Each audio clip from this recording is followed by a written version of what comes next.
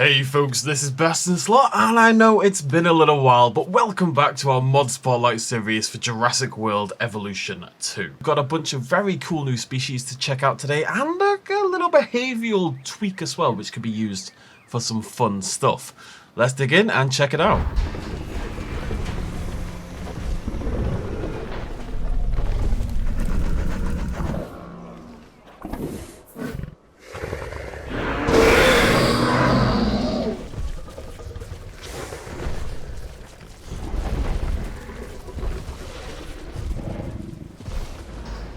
I felt like I was inside that thing, which I'm sure for some people is a positive.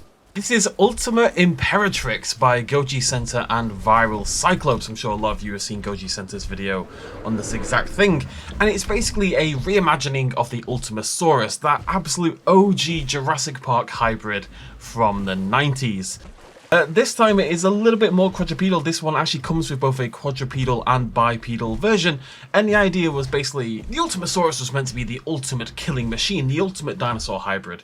And Goji asked the question, well, how do we make this thing a bit more of a monster? And apparently that's just by making it hench as all hell. This thing is absolutely ripped. Massive shoulder. I mean, that's classic use of steroids right there. Boulder shape to the shoulders, classic steroid abuse.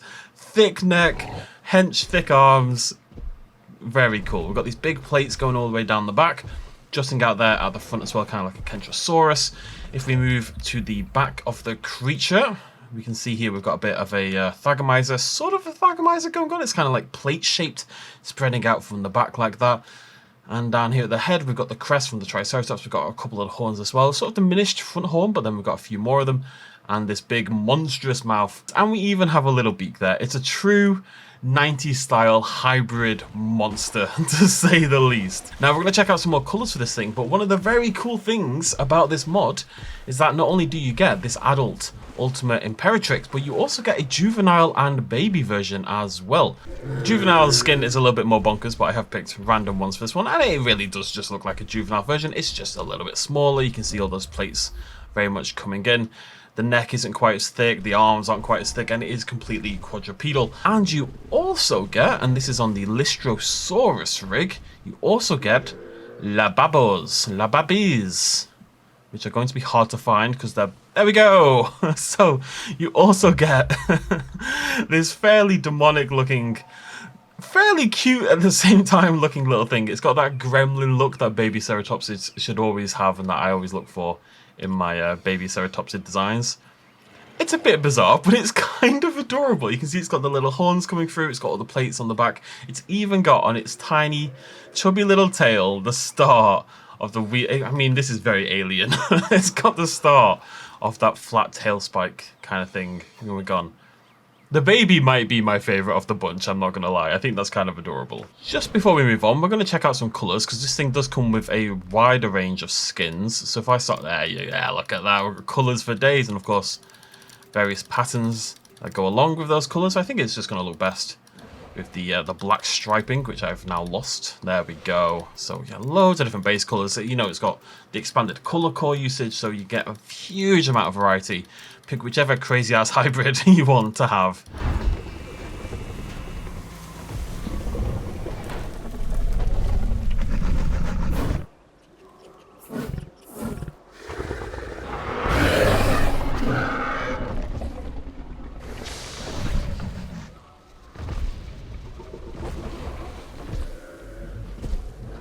There we go. This is a Indominus themed cosmetic skin for the Indominus Rex by Game Videos for Life. So this is a Jurassic World Alive inspired skin of the Indominus, which itself is... You have to bear with me with this one. We're going to do like a family tree for this one.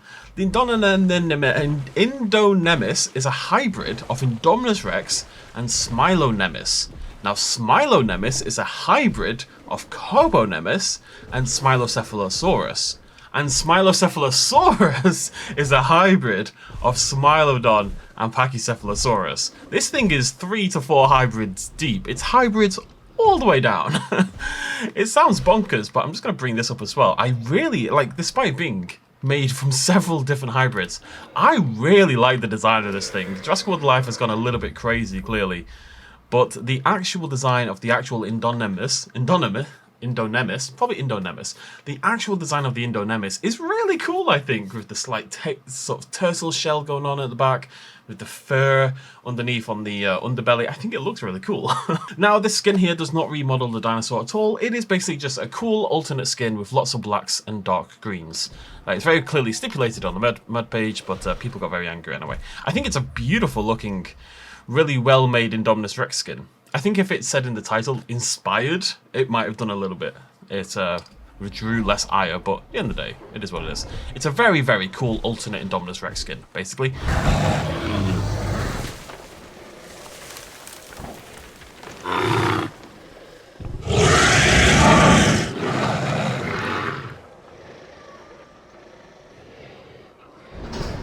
There we go. This very cool new dinosaur is Gasosaurus by Glitch, and with some help from Chocolate and Goji as well.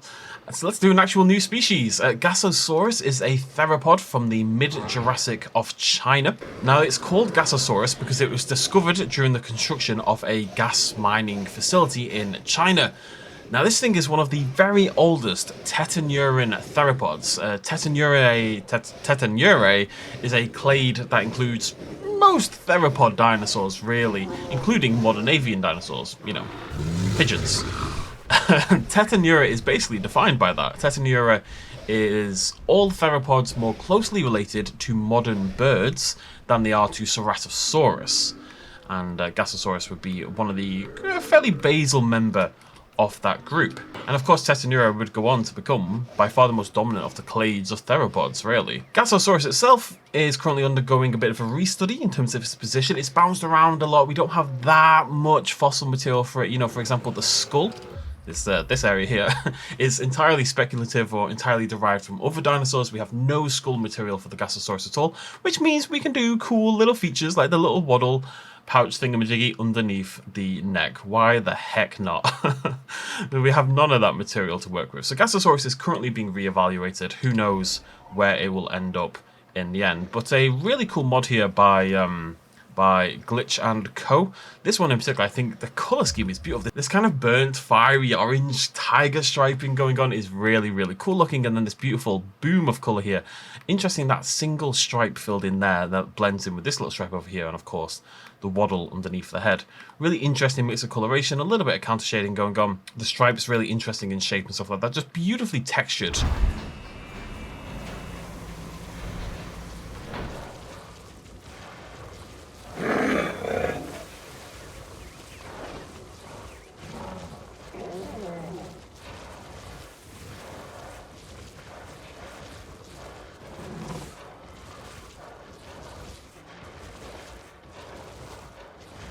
That was a very elongated exit animation. I always love seeing a mammal. I kind of want to boop its snoot a little bit. This is a Moeritherium by Jojo Chess. Moeritherium is a member of the Proboscidae, which is an order that contains only one living family, and that's our modern-day elephants. Like many of its group, and we can kind of see, I'm just going to pause for a second, it has two sets of tusks. My game still does this thing where it's just very slowly... I'm not doing anything. I'm just slowly rotating. Two sets of tusks at the front, as you can see. We've got the top ones that kind of jut straight down like this. Top ones that jut straight down just like that. And these bottom ones that kind of come a little bit flatter, and they kind of form something akin to a sort of a spade sort of shape. And these unusual teeth are likely to help it feed on aquatic plant life. Now, when Moeritherium was first discovered in Egypt in the early 1900s, some people believed it may be a close relative of manatees, which I think is something that, like, we assume about near enough all mammals when they're first discovered for some reason. However, given the fairly recent common ancestry of elephants and manatees, it's not a terrible guess as guesses go. Now, even if that's no longer the case, we know it was this terrestrial creature. They were on the right track because Moeritherium was likely very well adapted to living in aquatic, semi-aquatic environments. Its ears, as you can see, are quite high up on the body. Its eyes are high up on the body. And that's a classic sign of an animal being well adapted to thriving in the water. And of course, as I say, it's got that specialized dentary, which would make it well adapted to scooping up and pulling out sort of underwater plant life. And he runs into the forests looking for the water. But yeah, pretty cool mod. I'm always really happy to see a mammal. Of course, it's something we really don't have in the game, so really cool when modders add them. I think Jojo Chess has done a really good job here. We've got that interesting sort of elongated snout. It wouldn't have had a full-on trunk. It wouldn't have had like a full-on elephant trunk. It just had this elongated, tapir sort of snout shape, we believe. It's got the two teeth in there that you would expect, those are the two little tusks, those high up ears, the very high up eyes, and the very elongated body as well, which is another classic sign of a semi-aquatic animal. So all those, and it's, I mean, it's caked up to the nines as well. It's just, yeah, well made, goes onto the rig really nicely. We saw the social animation a minute ago, and that worked really well as well. It's a well-formed, original, unique mammal, unlike anything else we've got in the game. And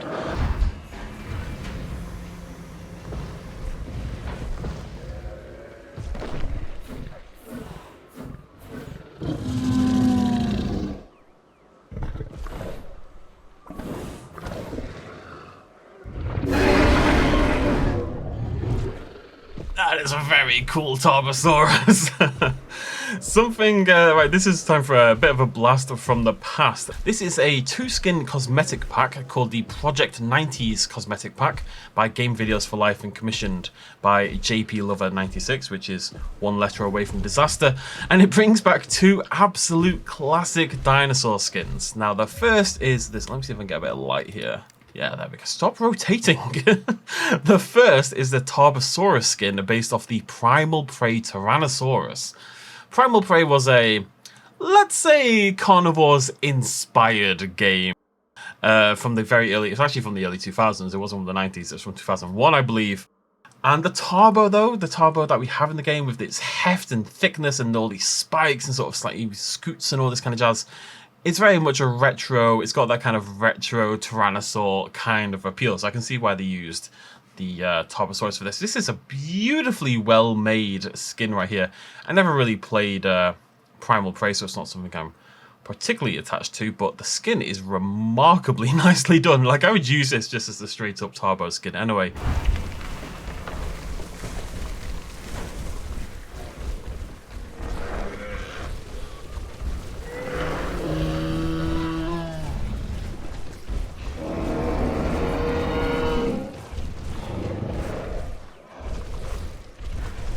My beloved.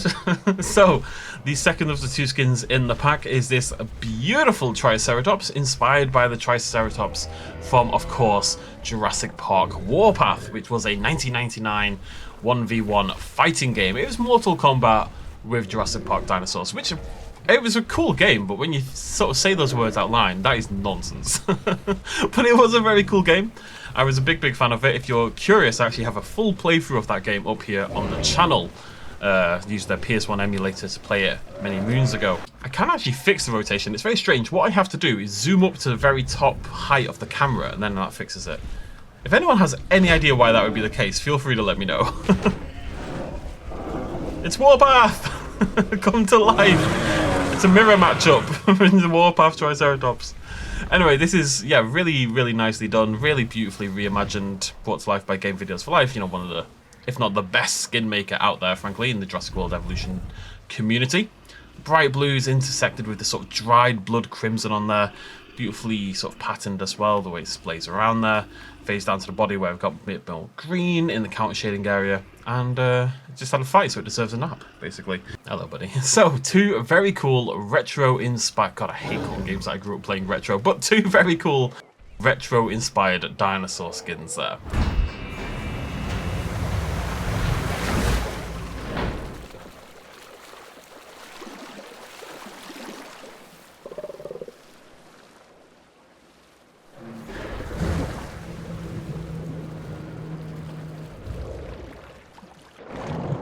So, this very cool creature is part of another pack, the Miocene Cetacean Bundle by Hassan Wakatri.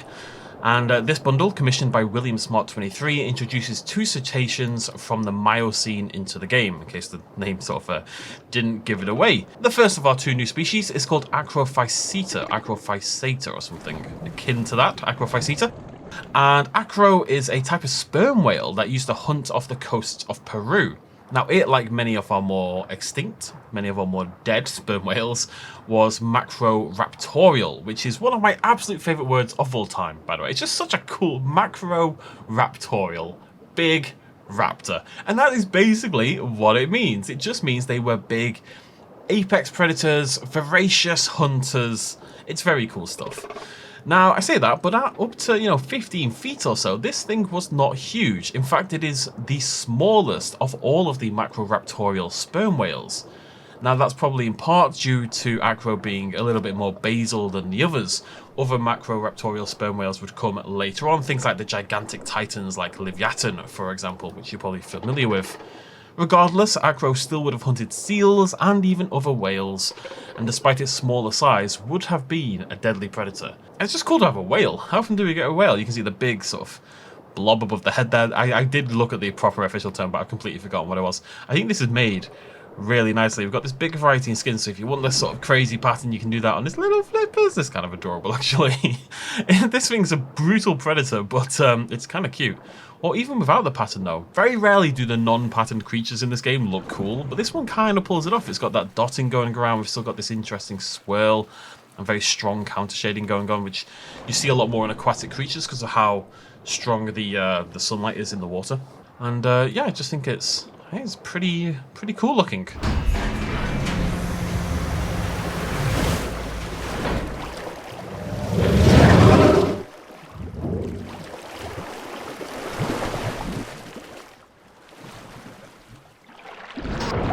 There we go, a little bit larger this time. This majestic beast is Inca Kujira, which is a very cool name. It literally means the Inca whale.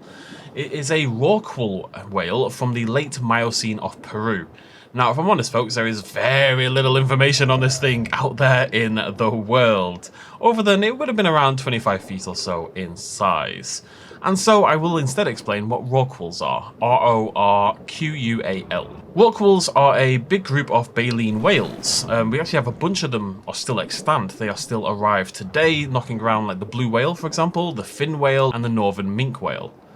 Rorquals are, and it's really nicely, again, scientifically accurately brought to life here by Hasamwaka Tree, because they are very slender and streamlined with narrow, elongated flippers, as you can see along this thing's body.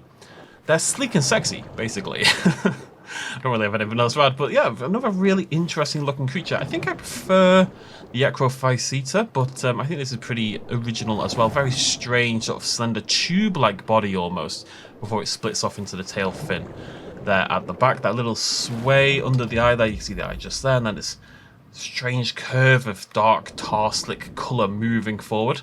Those very sleek, elongated fins, as mentioned, and this really interesting sort of ribbed pattern. It's almost like, when you hold your fingers in the water too long in the bath and they get all wrinkly. It's basically what its underbelly looks like, which is cool. Got a bit of striations there across the body as well. This interesting dappled pattern going on. A very individual, unique looking creature as well. So if you want yet more mammals, I've just realised we've got 3 new species of mammal today. That's pretty cool. If you want more mammals in your park, then it's been a really good... It's kind of beautiful looking, actually, just like that. That's pretty sweet. Right, that is it for our new species, but we still have one more mod to check out. So over here, I've got an exhibit with, as you can see, a Utahraptor. Just looks, this is one of my favourite, probably my favourite dinosaur in the entire game, with a Utahraptor and a bunch of Homalocephali.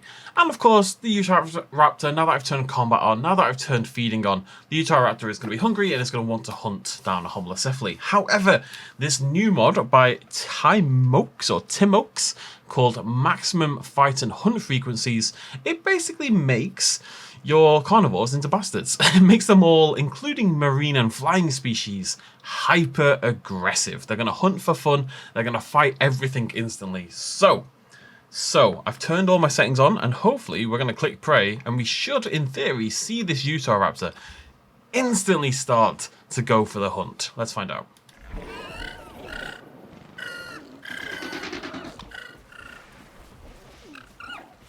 God, you're pretty.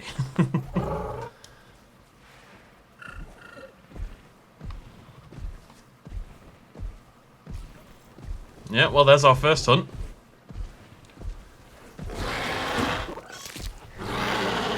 Now the question is, will it continue to hunt, Usually, I mean, yeah, one kill, maybe you do that for food, whatever. But will it continue? Maybe if it's a little bit big, I might flood a few more Hummers into here. But the idea behind this, I guess I don't know. If you wanted to make a...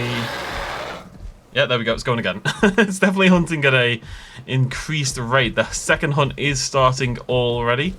Now, in my experience of killing tens of thousands of Homalocephales and people you can see over here, our Indonemis and our Tarbosaurus are also fighting. But just hop over here.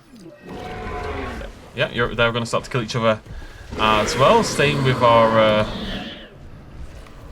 Oh god, yeah, this fight's popping up absolutely all over the place.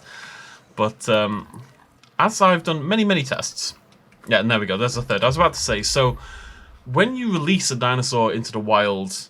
I say in the wild, into your park, and it starts to hunt down people, it will kill 2 people, and then it will stop for a little while. And I've seen that happen many times. I think the dinosaurs have at least some part of code that says stop at 2, essentially.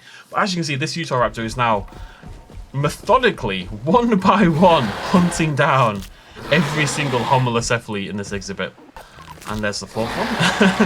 And it doesn't rely on anything at all. It doesn't replace anything. It's a mod that you place into your Oval data, and it just works from that folder. So it's very easy to remove and add as need be. I just think it's cool to see utility sort of mods, basically. There was also a big dinosaur behavior overhaul that was updated a couple of weeks ago that looks really cool. We may take a slightly more in-depth look at that one in the coming days and weeks, but we'll see where it goes, and might wait for it to finish updating first. Either way, if you want your dinosaurs to mercilessly murder each other, then Maximum Fight and Hunt Frequencies by Timox is the way to go. Oh, you're just killing... you're killing... there we go. Okay. Anyways, thank you very much for joining me, as per usual. I know it's been a little while since we did some Evolution content. I do have a few things planned, but, you know, we're close to Evolution 3 by now. You know, we're 5 months away, in theory, so... we're going to be more focused on Evolution 3 in the weeks and months going forward, but hey, there's still some things to enjoy in our beloved Evolution 2 as well. Big shout out to all the mod makers. As I say, these will all be linked in the Google document in the description of the video down below. Go check that out, give the mod makers some love, they very much deserve it. Throw me a like if you enjoyed the video, subscribe for more dinosaur nonsense and Jurassic World nonsense. And, oh, that was cool. Wait, is that Warpath versus Primal Prey? Very cool combination. Can we get a second round?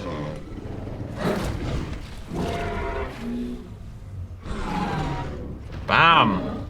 Warpath, the superior game. Clearly, your proof is right there, folks. Thanks for joining me. Cheers much of as always. Bye-bye.